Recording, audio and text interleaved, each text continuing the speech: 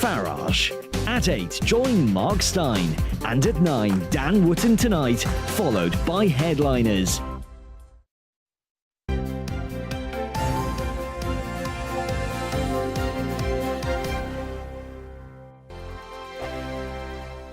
Join my show Farage, 7 p.m. till 8 p.m. Monday through Thursday. And there you will get opinion, analysis, debate, and I'll cover stories that nobody else dares to touch. You've been cancelled. Join the club. Oh my goodness me. And then for the last 15 minutes, talking pints. Over a drink, we have a civilised conversation with someone. We very often disagree, but we do it in a grown-up way. Come and join me on Farage.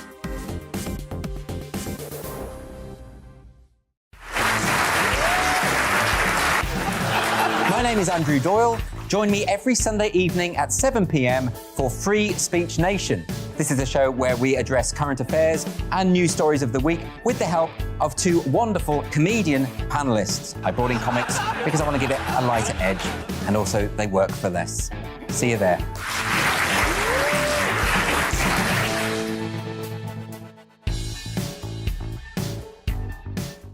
Hi there, it's Stephen and Anne.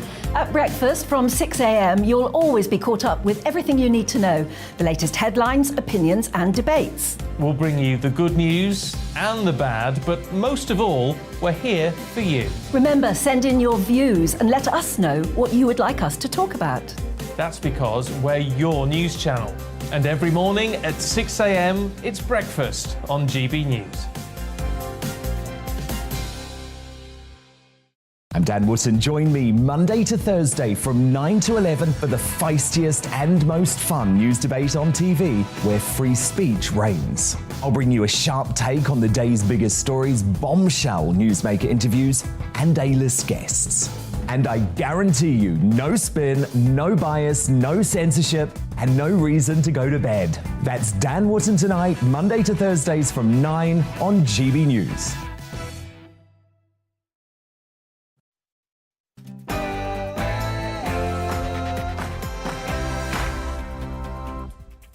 Good morning, it's 9:30 and this is The Briefing. Today, a deep dive on energy bills. Just what are the parties proposing and how will they pay for it all? We'll explore that with the chair of the Labour Party, Annalise Dodds. We'll digest it with Ben Glaze from The Mirror, and also a little bit of space with someone new appointed to a role to do with space. David Morris MP is the new UK envoy to this exciting sector. We'll explore it all after the headlines.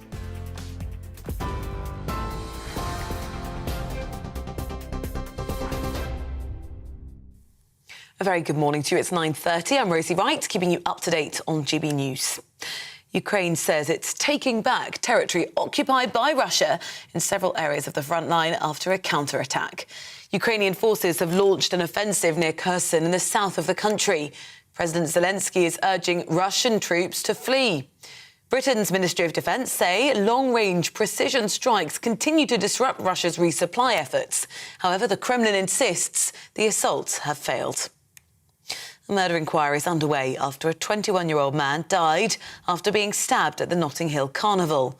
The Metropolitan Police say officers were called to Ladbroke Grove area last night. The man died in hospital. 209 arrests were made at the carnival over the bank holiday weekend, including 46 for assault and 33 for possessing an offensive weapon. Pubs and brewers across the UK are at risk of closure within months amid energy price hikes of up to 300%, according to industry bosses. 6 of the UK's biggest firms have signed an open letter to the government asking for action to avoid irreversible damage to the sector. Some pub owners say they're now struggling to find suppliers who are even willing to power their venues. BT and Openreach workers are staging fresh strikes over pay as the summer of industrial unrest across the country continues. The Communication Workers Union say 40,000 of its members at BT Group are showing serious determination to get a decent wage rise. TV, online and DAB Plus radio, this is GB News. Now let's go back to Tom for The Briefing.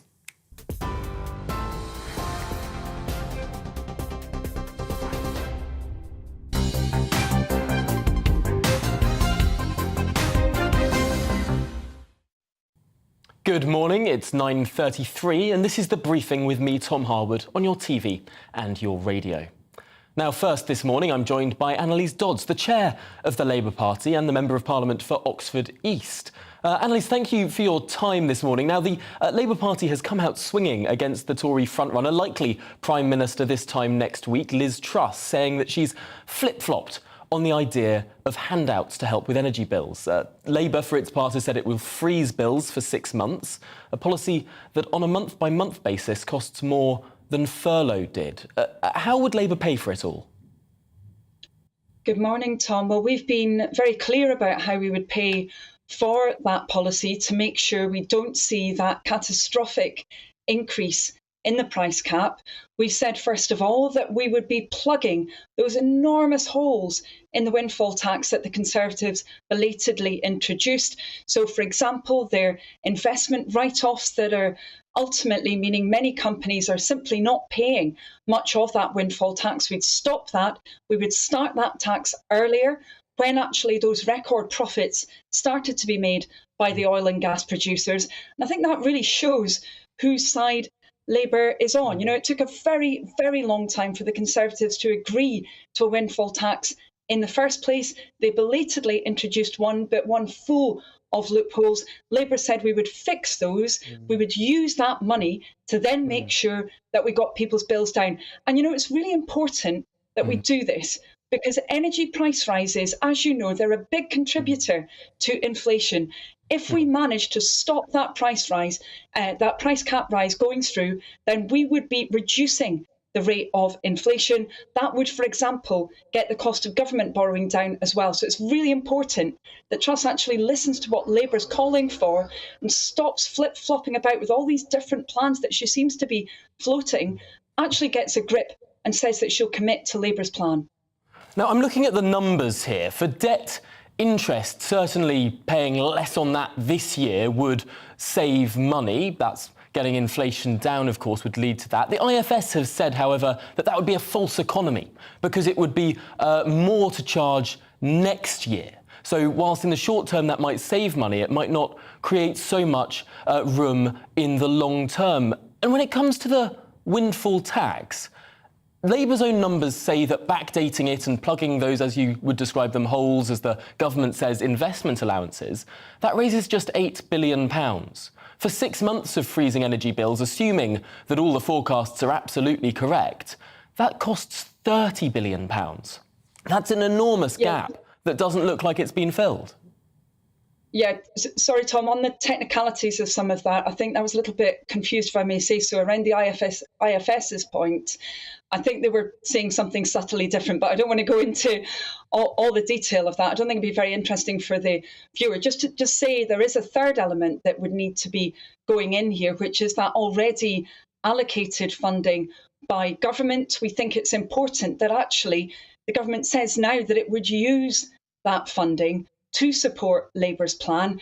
You know, they've said that they're going to spend it at some point. We said, well, look, let's allocate it now, because the problem is, unless we take action on those spiralling bills right now, we're going to see what's often described as scarring effects. That's where, for example, you see people losing their homes, you see people being pushed into debt, often for the first time, unsustainable debt that they cannot clear, people then becoming bankrupt. When you have that situation, that imposes a huge cost on our economy for the future. And instead of facing up to that and adopting Labour's plans, which are fully costed, you know, we've gone through those different elements many times before, spelled them out. Now, instead of adopting that plan, unfortunately, the Conservatives seem to be all over the place. I know they've had a leadership contest, but we should have had candidates who were upfront and clear about what they would do. Instead, we have Truss. Does the Labour Party think that Liz Truss's plans are costed and that Rishi Sunak's plans, as they've been set out, are costed? The Liz Truss, the Rishi Sunak VAT holiday on energy bills, the Liz Truss moratorium on those green levies on energy bills. Does the Labour Party think that those are costed? Well, actually, in both cases, they've said that they would be seeking to cut taxes in the longer term, but without indicating, particularly in Liz Truss's case, how she would make sure that the public finances... But just on those 2 points, on the VAT and the green levies, does the Labour Party think that those policies are costed? Well, to the extent that we would see less revenue coming in, we don't feel that they do have that long-term plan that's needed. Because, Annalise, that's the reason I ask, of course, and I think you probably do know this. Can I just finish this point? In Labour's costings document for its own energy price freeze, it includes Liz Truss's energy levy freeze and Rishi Sunak's VAT moratorium in its costings, saying that these candidates have committed to this sort of revenue loss, so the Labour Party can spend this much. Doesn't that make you just as bad as each other? No, Tom, and sorry, I think different elements are being mixed together here. Actually, when Labour called for the removal of VAT on energy bills, we set out how we would make sure that would be paid for, and we don't see a long-term plan here. And, there's a big contrast here, actually, between Labour and the Conservatives. When we've released these plans, we have said how we will pay for them. We have spelled that out. Now, of course, there may be discussion about different elements. We're open to that, but we said how we'll pay for them. Liz Truss in particular, though, on the other hand, and, all of the Conservative Party has been behaving in this way. Liz Truss has actually 10 times flip-flopped around about what she's going to do on these energy bills. They're not getting a grip, and they could, by adopting Labour's plan, make sure we don't see that catastrophic increase in the price cap coming through. As I said, we've set out how we will pay for that. We've not had that clarity from the Conservative candidates. And the real impact of this, it's not about some kind of political game, as we both know. The real impact of it is people right now sat at home thinking, how on earth am I going to be covering those extra thousands of pounds I'm going to have to pay to heat my home? What's going to be lost? Which rooms am I not going to be heating? Am I not going to be able to buy my kids a school uniform that they need? That is the kind of decision people are taking right now. And they deserve better, frankly, than the fantasy economics that we're seeing from the Conservatives. It's a really, really seismic issue. It is, however, the second point in Labour's costings document, pointing to the Liz Truss plan and the Rishi Sunak plan, which Labour say are uncosted, but are included in Labour's costings document. I do want to move on, though, because in the Times this morning, there's a very interesting story about approvals for gas and oil extraction in the North Sea. The Business Secretary, Kwasi Kwarteng, wants to fast-track those, get that gas out of the North Sea and increase our supply, and we know that energy costs are a demand and supply issue. Greenpeace, however, are holding that up with legal action. Where does the Labour Party stand on whether or not this oil and gas should be being extracted, and on Greenpeace's legal action there? Well, we should instead be seeing what many other countries are focused on, which is the sprint in renewables. That's what's needed for our country right now. I mean, we've seen, for example, enormous impediments put in the way of onshore wind. We've seen approvals for solar schemes also taking such a long time. We've seen also tidal energy not moving forward in our country. And we've seen enormous blockages on nuclear as well. Really, we should be focused not just on delivering those technologies, but actually getting the jobs from those technologies for our own country. I would say also we should be focused on carbon capture and storage. That is a huge, huge area of potential for the northeast of Scotland, for many other parts of our country as well. And yet we've had 12 years where we've barely moved forward. Same applies when it comes to green hydrogen. And quite frankly, people who I talk with in both the oil and gas industries and other industries, they talk about decarbonising those jobs. They talk about their ambitions to have the jobs of the future based in their communities. I'm afraid the Conservatives are light years behind all of that. They're just setting their face against change rather than making sure we grasp it and get the benefits of it for jobs in our own country. Now, we do have to let you go, Annalise Dodds, but in a word, yes or no, if you would, on that specific question, does Labour support the legal action taken by Greenpeace? Well, we don't engage in legal action. We're a political party. We make a political argument. And our political argument is that we want to see our country getting the benefits of renewables and the jobs from renewables. I'm afraid we're not seeing that right now. I'm sure people can make their own minds up as to whether that question was answered or not. But Annalise Dodds, really appreciate your time, as always, this morning on The Briefing. Thank you for joining us. Well, let's digest some of this now with Ben Glaze, the Deputy Political Editor at the Daily Mirror. Ben, thanks for joining us this morning. What did you make, firstly, of that last exchange? Annalise Dodds didn't really seem to be wanting to come down on one side or the other on oil and gas extraction on the North Sea on one hand, or the Greenpeace action to stop that on the other. I think this goes to the heart of the dilemma about where the country is at the moment, not just the Labour Party, because obviously everyone's pushing for renewables and there's a big push on green renewable technology. But the problem is that takes a while to be brought on stream. And the immediate problem facing families in the UK at the moment is these spiralling energy bills, where the price cap is going to be lifted to £3,549 from October the 1st. So that divide really between whether or not you keep pushing for the green technology with the levies that we've got on our bills, which are pushing the bills higher, or whether or not you think, well, we've got to have a short-term fix to alleviate the hardship that British households are facing and are going to face even more of as we go into winter.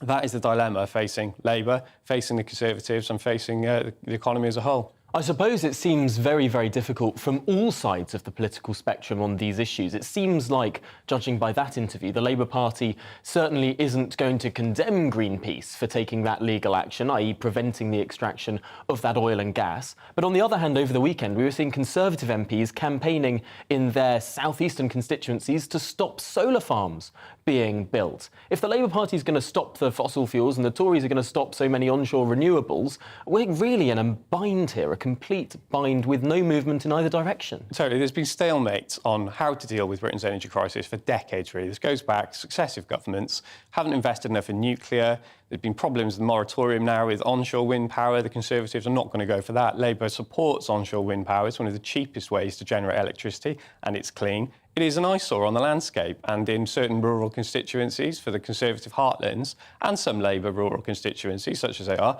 that is a massive issue as well. I've been going to some of the Conservative leadership hustings up and down the country, and each time both Rishi Sunak and Liz Truss have hit out at solar farms on arable land and said that they don't want any more built. Driving around the country on the way to these hustings, you see them. You see, and they are in itself an eyesore, but they are cheap and they do generate clean, renewable power. So those are the options facing our leaders. It's very curious to me because I'm basically someone who wants to build everything everywhere. Boris Johnson.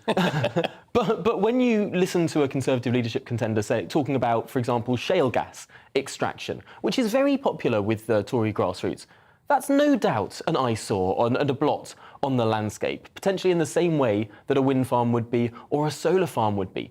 And yet there's a very different reaction in the room when a Tory says, let's extract this shale gas, this British natural shale gas that really could bring down energy bills, in the very same way a solar farm could or a wind farm could on land. But we don't get the same support. That seems like cognitive dissonance.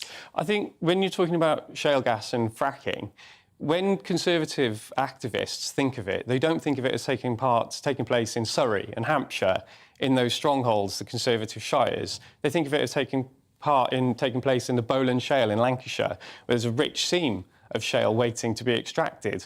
But it's outside those Conservative heartlands, so it's fine to support it in theory. It's a NIMBY argument, once again, as with so many of these planning rows. You do support it, but you don't want it to take place in your own back garden. It's really, really remarkable. If we'd had a bit more time with Annalise Dodds, I'd have gone into the issue of the water crisis in the United Kingdom. Because, of course, for the last more than 30 years, not a single reservoir has been built in this country. In fact, we have a tweet from Layla Moran, the Liberal Democrat MP for Abingdon in Oxfordshire, where she was arguing that no new super reservoir should be built, campaigning fervently on that question over the last year or so, and now we've ended up with a water crisis. It's almost a plague on all your houses when it comes to every single political party on these issues. I think as well, these are big decisions that parties don't want to take because they affect short-term electoral cycles. You know, if you back something that's going to, I'm from Wales. I remember that I don't remember, but we are scarred as a country by the flooding of a valley in mid Wales to provide water for Liverpool, Cofath to Werin. And that goes back decades. I think it was the 60s it happens, and it's still something that's bitterly remembered in Wales. It's that sort of thing, those huge planning decisions that people want to put off because there's no immediate electoral gain in them. And it's only when these chickens come home to roost, decades later, that people realise something not just must be done now, that it's too late, really. You have to future-proof the country against these sort of droughts that we experienced earlier this summer. Well, whether it's the Labour Party with oil and gas, the Tories with solar and wind, the Lib Dems with reservoirs, or indeed the SNP that maintains a moratorium on new nuclear in Scotland. No new nuclear power stations allowed to be built in Scotland at all. It does seem like from every single party, the United Kingdom has come to a juddering halt. The Victorians would be looking at sort of our attitude to infrastructure building and everything else and be turning in their graves. It does come down to what do we want as a country? You know, do we want to preserve England's pleasant green landscape? Or do we want things that make the country work? Do we want things that power our laptops, power our mobile phones, power our electric cars? Because if so, they need to be built, they need to be paid for, and you need to accept that, yes, it might take part of your greenbelt land where you go and walk your dog on a Sunday afternoon, but then you'll be able to keep the lights on. These are all dilemmas that, you know, face us as a country. It's not just political parties. It's all of us, really. And finally in this conversation, the politics of all of this, of course, the Labour Party's angle on the energy situation, that it can just freeze these prices for 6 months and that everything will be fine. On the surface, that seems very popular. That's going to be a very tough argument for the new Conservative Prime Minister to counter next week. What do they need to do to reset this narrative? I think the problem with the Conservative leadership contest is they don't want to frighten the Tory horses. You know, this has gone on for weeks now, and it's draining, really. But assuming Liz Truss does become our next Prime Minister a week today, the onus is really on her to set out finally how she's going to help families who are so fearful for the coming weeks and months, because she's avoided specifics all the way through this.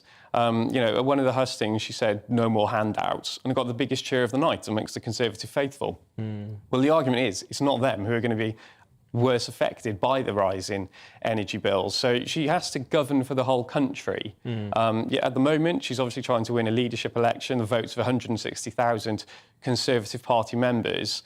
In a week, she's going to govern 67 million people. So she needs to set out what her plan is. Those first few days will be fascinating to watch. For now, Ben Glaze, thank you so much for joining us here on The Briefing this morning. Well, it's been 1 year today since the West's sudden withdrawal from Afghanistan. A senior military analyst has told GB News that the world is much less safe and authoritarian leaders have been emboldened. As well as living under Taliban rule, the people of Afghanistan have been hit by a devastating economic crisis, with half the population facing the threat of starvation. Our security editor, Mark White, reports.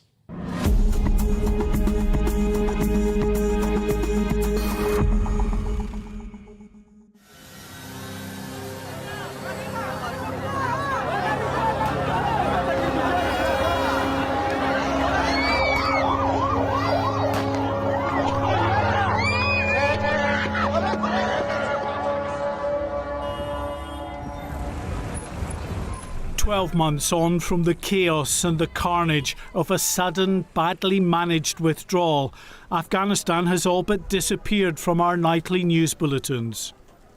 Yet right across this country, they're living with the consequences of a decision made a world away in Washington.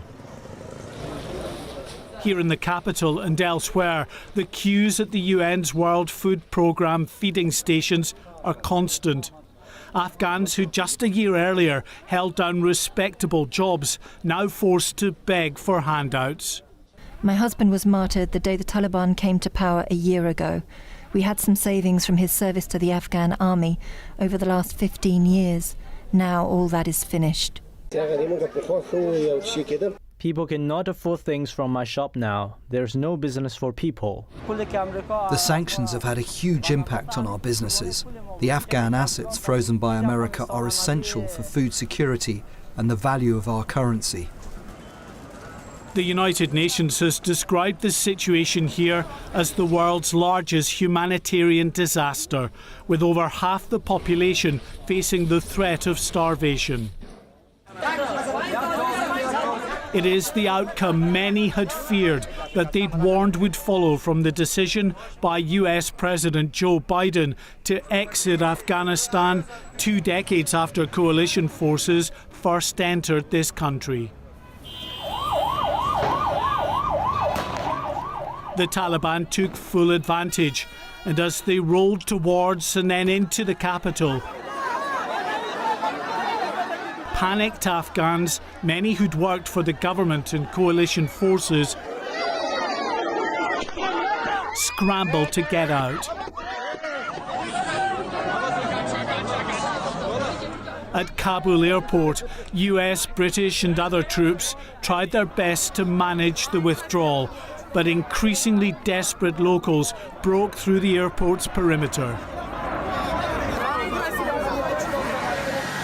In horrifying scenes, some jumped onto one departing US aircraft, only to plunge to their deaths as it gathered speed and took off.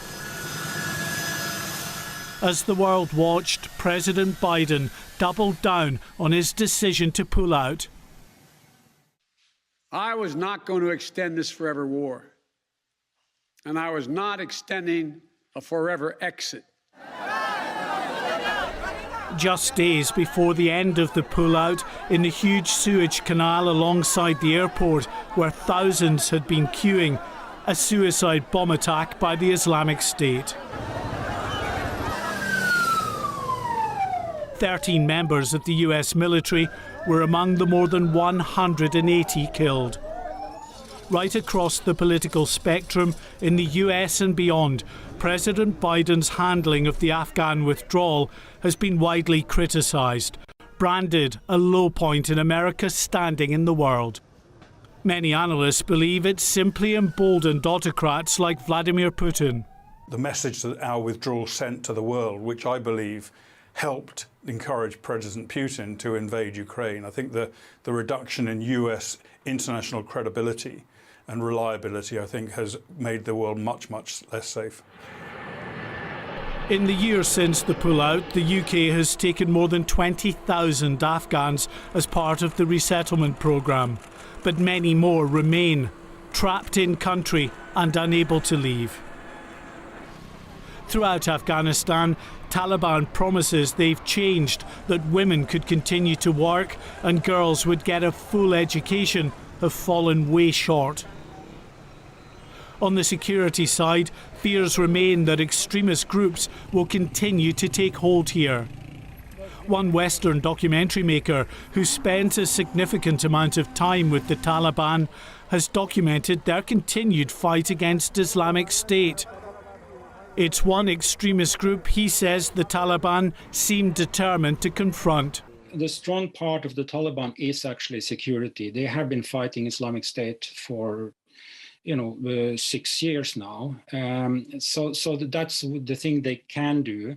And they are not doing this to satisfy the Western audiences. They are doing this because they want the Islamic State eliminated in Afghanistan. But last month's US drone strike, which targeted and killed the al-Qaeda leader in Afghanistan, highlights the continued security concerns here. Ayman al-Zawahiri had been living in a property in Kabul, reportedly owned by a top aide to a Taliban government official. 12 months on from the Western withdrawal here, the Taliban may be celebrating, but the extremist threat remains. The humanitarian crisis is worsening, and the freedoms spoken of by the new government are yet another false promise to the long-suffering people of this beautiful but troubled nation. Mark White, GB News. Well, thanks to Mark for that. And I'm sorry we couldn't bring you the space interview. It's coming tomorrow, so tune in 9:30 on Wednesday. Up next, it's To The Point. But first, here's the weather. The UK is looking mostly dry with some sunny spells, although often cloudy in the east. Let's take a look at the details. Well, the southwest of England will have a largely sunny afternoon, allowing it to feel pleasantly warm for most. However, winds will still be brisk across the moors and along the coast. Southeast England and East Anglia, though, will be rather cloudy at times, with cloud thick enough in places to produce a few showers. Wales, however, will see plenty of sunshine across the country with just a little fair weather cloud bubbling up from time to time. The West Midlands will also see some good spells of sunshine this afternoon. However, further east, skies will tend to be cloudier and it will also be feeling cool in the east thanks to the northeasterly breeze. After a grey morning and cloudy across northern England, this afternoon will be much brighter and sunnier. However, the far north may once again see a fair bit of cloud. Scotland, though, will see a fair bit of cloud, with only the far west and far north seeing some spells of sunshine. Dry for most, though, although the odd spot of rain is possible. It should be dry across Northern Ireland this afternoon with a mix of cloud and sunny spells, the best of which will be in the west of the country, heading into the evening, and many parts staying dry with daytime cloud beginning to melt away. And that is how the weather is shaping up for the rest of the day.